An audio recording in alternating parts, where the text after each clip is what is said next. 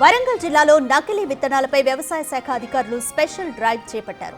2 task force teams ను ఏర్పాటు చేసి కొరడా ఝుళిపిస్తున్నారు. జిల్లాలో పోలీసులు, వ్యవసాయ శాఖ అధికారులు సంయుక్తంగా తనిఖీలు చేస్తున్నారు.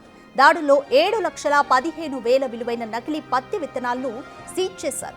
ఎక్కువ ధరలకు విత్తనాలు అమ్మినా, నకిలీ విత్తనాలు అమ్మినా దుకాణదారులతో పాటు కంపెనీ పైన చర్యలు తీసుకుంటామని అధికారులు చెబుతున్నారు.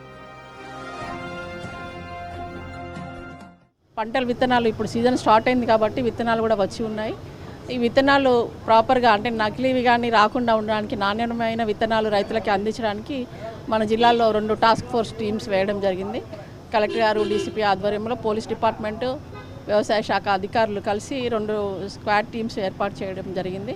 ఈ 2 టీంలు కూడా మన వరంగల్ లోకల్లో అలాగే అన్ని మండలాల్లో కూడా విస్తృతంగా తనిఖీలు చేపడుతున్నాయి. ఇంతవరకు మనకి 7,15,000 రూపాయల వర్తున్న కాటన్ సీడ్ సరైన పత్రాలు చూపించకపోవడం వల్ల స్టాప్ సేల్ ఇవ్వడం జరిగింది. అలాగే వరి విత్తనాలు కూడా వస్తున్నాయి. దాంట్లో హైబ్రిడ్, తర్వాత రీసెర్చ్ ప్యాడీ అని కొత్త రకాలు వస్తున్నాయి. ఇవన్నీ కూడా విస్తృతంగా తనిఖీ చేసి ఏదైతే కరెక్ట్గా ఉన్నాయో, కరెక్ట్గా నాణ్యమైన విత్తనాలనే అవే రైతులకి అందించే ప్రయత్నం చేస్తాము.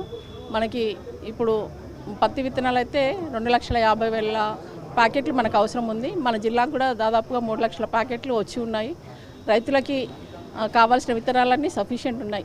అన్ని రకాల వెరైటీస్ కూడా మనకి సఫిషియెంట్ ఉన్నాయి. కాబట్టి రైతులు ఏ ఒక్క వెరైటీ అయినా కానీ మాకు ఇదే కావాలా అని, లేకపోతే తొందరపడి దొరుకుతాయో లేదో అని అలా కొనుక్కోకుండా వాళ్ళకి నెమ్మదిగా ఆలోచించుకొని ఏ వెరైటీ అయితే అవసరం ఉందో, ఏ రకమైతే పత్తిలో అవసరం ఉందో అదే తీసుకోవాలి. సఫిషియెంట్ క్వాంటిటీ ఉంది కాబట్టి రైతులు తొందరపడి ఏమైనా ఎక్కువ రేట్లు అది ఇది కూడా తీసుకోకూడదు. ఒకవేళ ఎక్కువ రేట్లు కానీ ఎవరైనా అమ్మినట్లయితే, మా దృష్టికి వచ్చినట్లయితే తప్పకుండా ఈ విత్తనాల దుకాణదారుల మీద అలాగే కంపెనీల మీద యాక్షన్ తీసుకోబడుతుంది. దీనికి సంబంధించి మోర్ డీటెయిల్స్ మా ప్రతినిధి వేణు అందిస్తారు. వేణు, వరంగల్ జిల్లాలో వ్యవసాయ శాఖ అధికారులు స్పెషల్ డ్రైవ్ను నిర్వహిస్తున్నారు నకిలీ విత్తనాలకు సంబంధించి. సో ఒకవేళ నకిలీ విత్తనాలు ఎలా గుర్తించాలన్న దానిపైన అవేర్నెస్ ఏ విధంగా ఇస్తున్నారు? నకిలీ విత్తనాలు అమ్మే వారిపై ఎటువంటి చర్యలు తీసుకోబోతున్నారు?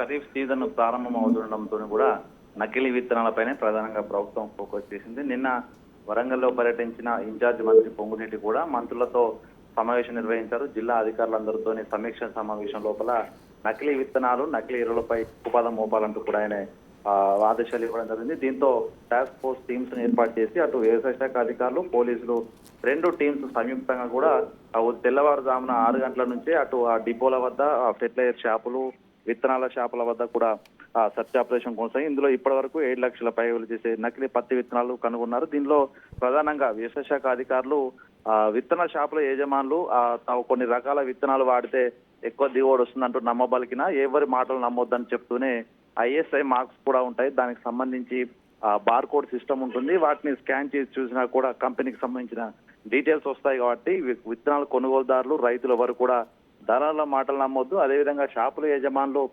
కొత్త వంగడాలు వచ్చాయని చెప్పినా కూడా ఎవరు కూడా నమ్మొద్దని కూడా వ్యవసాయ శాఖ అధికారులు షాపుల వద్దకు వస్తున్నటువంటి రైతులకు అవగాహన కల్పిస్తున్నారు. ఇక ప్రధానంగా ఇందులో పోలీస్ శాఖను కూడా ఇన్వాల్వ్ చేయడంతో ఎవరైనా నకిలీ విత్తనాలు కానీ, ఎక్స్పైర్ అయిన విత్తనాలు కానీ అమ్మితే మాత్రం వాళ్ళపై పీడీ యాక్ట్ నమోదు చేసేందుకు కూడా ప్రభుత్వం సిద్ధంగా ఉన్న నేపథ్యం లోపల పూర్తిగా దాదాపు ఈ 4 రోజుల పాటు ఈ స్పెషల్ డ్రైవ్ కొనసాగే అవకాశం అయితే కనిపిస్తోంది. ఇక రాష్ట్ర వ్యాప్తంగా సాగయ్యేటువంటి ఖరీఫ్ పంట విస్తీర్ణం మొత్తానికి కూడా అన్ని రకాలైనటువంటి విత్తనాలు అందుబాటులో ఉంచాము. ఇక వేరే రాష్ట్రాల నుంచి కానీ ఇతర కొత్త బ్రాండ్ల పైపని ఎవరు కూడా మొక్కు చూపొద్దంటూ కూడా అధికారులు రైతు సంఘాల నేతలకు కూడా కొంత అవేర్నెస్ కార్యక్రమం నిర్వహిస్తూనే ప్రధానంగా ఈ యొక్క సెర్చ్ ఆపరేషన్ కొనసాగిస్తున్న. మొత్తానికి ఈసారి గత సంవత్సరం వరకు కూడా ములుగు జిల్లాలో చూసినటువంటి విత్తన బాండ్ వ్యవసాయము, నకిలీ విత్తనాల వ్యవహారము మరోసారి రిపీట్ కావద్దనేటువంటి అంశంతోనే ఆలోచనతోనే ప్రభుత్వం ఉంది. కాబట్టి పూర్తిగా ఎరువుల షాపులు, ఇటు సీడ్ షాపుల నుంచే నకిలీ విత్తనాలు కానీ, ఇటు ఎక్స్పైర్ అయిన విత్తనాలు వచ్చే అవకాశం ఉంటుంది. కాబట్టి వాటిపైన వ్యవసాయ శాఖ అధికారులు ప్రధానంగా ఫోకస్ చేస్తూ ఈ టాస్క్ ఫోర్స్ టీమ్స్ ఫోకస్ చేశాయి. మరోవైపు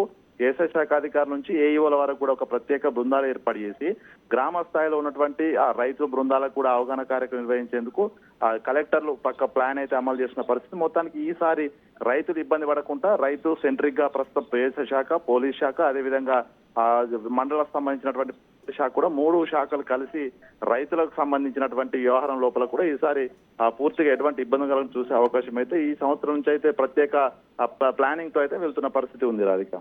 రైట్ వేణు, ఒకవేళ నకిలీ విత్తనాలు అమ్మినా కూడా దుకాణదారులతో పాటు కంపెనీ పైన చర్యలు తీసుకుంటామంటూ అధికారులు అయితే చెప్తున్నారు. కంపెనీల పైన కానీ దుకాణదారులపైన ఎటువంటి చర్యలు ఉండబోతున్నాయి?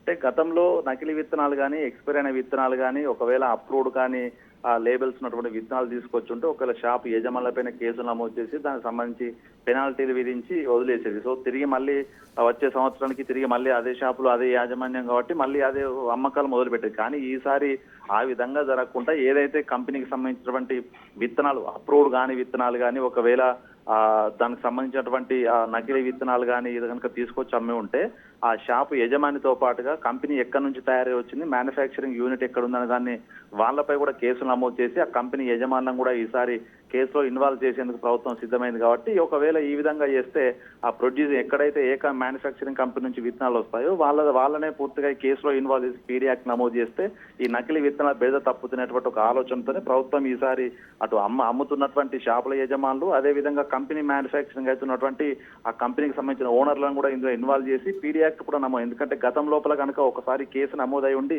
తిరిగి అదే విధంగా నకిలీ విత్తనాలు కనుక మార్కెట్లోకి తీసుకొస్తే పూర్తిగా వాళ్ళపై పీడీ యాక్ట్ నమోదు చేసే అవకాశం ఉంది. ఒకవేళ ఇదే మొట్టమొదటిసారి పట్టుబడితే మాత్రం కంపెనీ యజమానులపై భారీ స్థాయి జరిమానా విధిస్తూ ప్రస్తుతం అమ్ముతున్నటువంటి ఈ యొక్క షాపుల యజమానులపై మాత్రము క్రిమినల్ కేసులు నమోదు చేసే అవకాశంతో మొత్తంగా అంటే కేసులు కనుక కొంత నిర్దిష్టమైనటువంటి పక్కా కేసులు పెడితే ఈ బెడద తప్పుతుందనేటువంటి అంశంతో ఈసారి ప్రభుత్వం కొంత సీరియస్ గా ఈ నకిలీ విత్తనాల మీద అయితే ఫోకస్ చేసింది. Radhika, right, thanks for the update Venu.